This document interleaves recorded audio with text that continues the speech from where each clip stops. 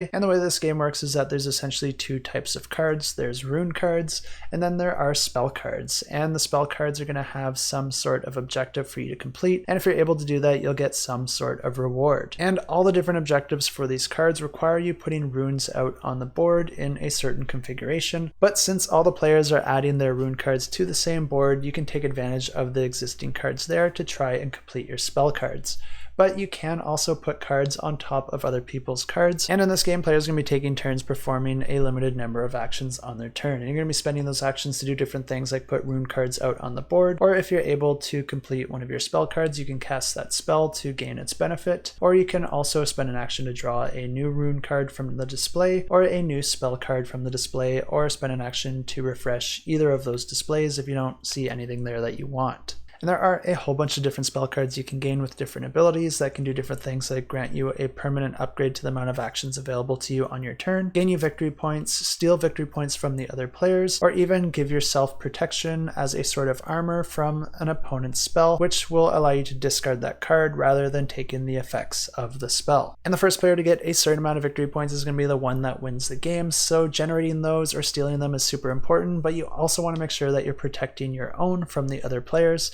And if you want to know more about this campaign or check it out, I have links in the description below.